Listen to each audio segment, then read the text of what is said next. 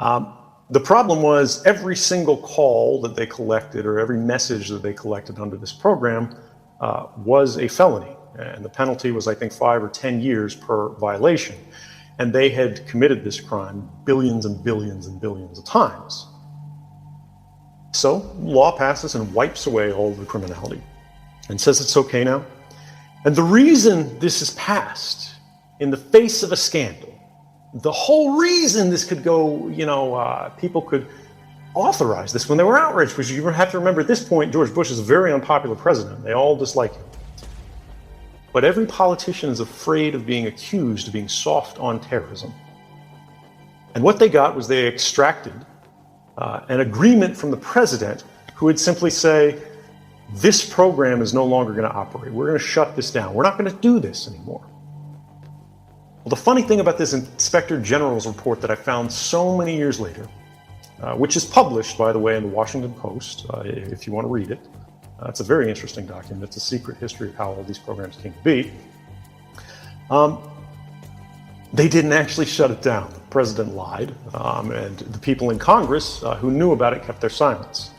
What they actually did was they took the part of the program that the journalists had discovered and written about, and they shunted that off. But the much larger bulk of the same program, they simply renamed and made even more secret and continued in a new way under a slightly new legal authority under this stopgap measure law that had been passed. What had previously been called Stellar Wind, that was the code name for it, or the President's Surveillance Program, was now split into two. The Terrorist Surveillance Program, which was renamed because the public found out about it and they wanted a nice name for it, and then the President's Surveillance Program, which continued and became the mass surveillance that I eventually discovered and told the world about through journalists. Now, a lot of people will look at this and they'll think about the fact that the government constantly lies when they're exposed. They just find an excuse and they extend these programs, they rename these programs, they keep operating. And it's, this is what we should expect, and this is how it will work, and this is how it is happening. But people become disempowered, they become hopeless, they think it doesn't matter, they think it wasn't worth it, right? I'll never be able to go home again, shy of basically a presidential pardon or a change in law that will allow me to get a fair trial. Because for those who don't know, the only reason I haven't gone back to the United States and to face trial for this is the jury is actually prohibited under the laws that I've been charged under from hearing why I did what I did and deciding whether that was right or wrong. There is no way to make any kind of defense that what you were doing was moral, even if it's unlawful, and to have the jury decide that question. But the point is, people get disempowered, right? And they go, it's hopeless, we can't make any progress. But this actually comes back to that atomic moment. All the darkness we see in the world, all the problems with technology, think about the nuclear era and all the harms that visited upon the world. And then think about what nuclear energy does for us today. And I'm not just talking about nuclear power plants, right? I'm talking about our science, I'm talking about the progress that's been built upon it. We have in many ways tamed these forces. We do not control everything, right? And there are still disasters, both of engineering and of judgment.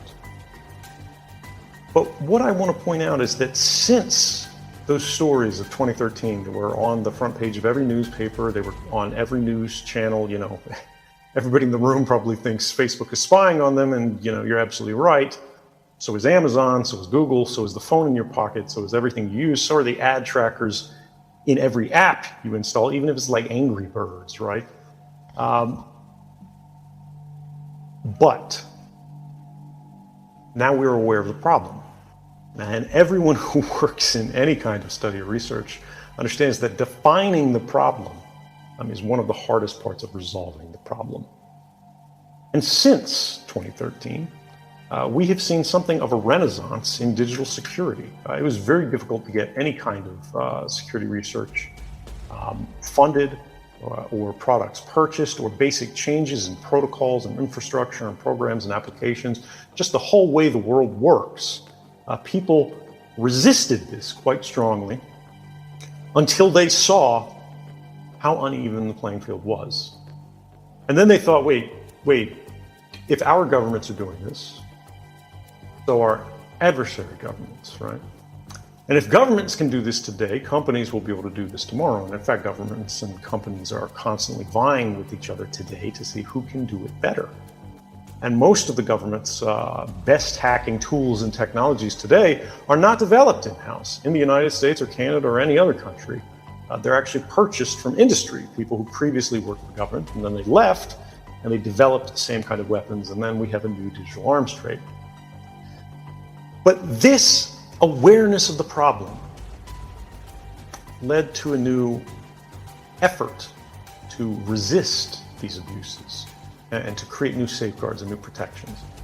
Before 2013, one of the most important stories about 2013 that people hadn't really understood, everyone in academia who worked in technology understood it was theoretically possible and it was quite trivial to do, but we didn't have evidence there was a real world attack that was happening in developed, open, free societies. We thought this was something that belonged to authoritarian regimes. And this is that all of the communications that you're engaged with every day, you send someone a text message, that's going over SMS, right? SMS is unencrypted. You pick up the phone and call someone, that's an unencrypted call, right? When it's going over the long-haul phone network. You to your nearest cell phone tower is encrypted, right? But that cell phone tower is connected via cable to another cable, to another cable, to another cable, to another cable, to a cell phone tower that then goes to that other person's handset, right? Anywhere on those long wires, they can hear and collect a perfect copy of that call. Same thing for your internet traffic. Before 2013, as measured by major browsers like Google, of course, their Chrome browser, something like a third of web traffic was encrypted. Less than half, right?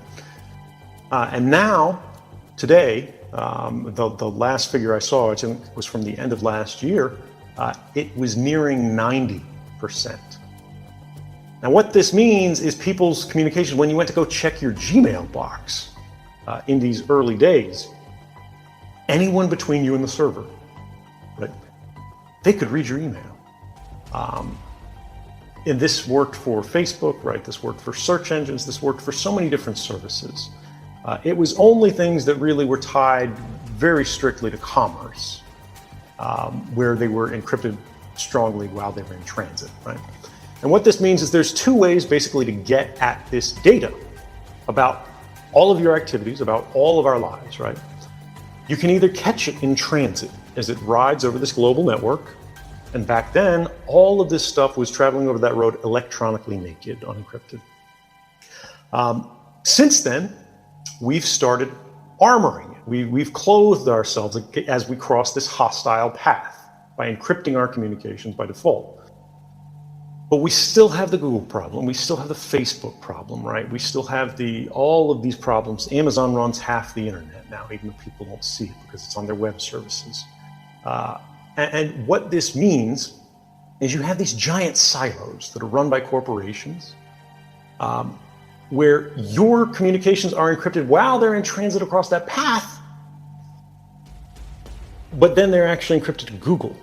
And when they reach that destination at a Google server, they're being encrypted with a key that Google holds. Google can now read everything because they want to mine this for data.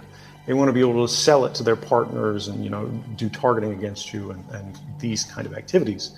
And so they want to be able to read it, right? And if they can read it, then other people can ask them to give them a copy, right? So the government just goes to Google and says, hey, give us everything about this person, that person, and so on and so forth. Or the government will simply try to steal the key and let themselves in. Or the company will get hacked and then the hackers have it, as we see in all these data breaches that happen. So there's the data at rest, and there's the data in transit. And then there's the final sort of model, which is the ideal that we're moving towards more quickly with each passing day, which is where the source and destination of the communication are being encrypted from one point to the other, right? So this is, you're talking to someone on your phone, and you're not using normal SMSs. Right? Most people are using a messenger like WhatsApp or Telegram, and these are not that great. right? But they're much better than SMS. Or they're using something even better like Signal by Open Whisper Systems.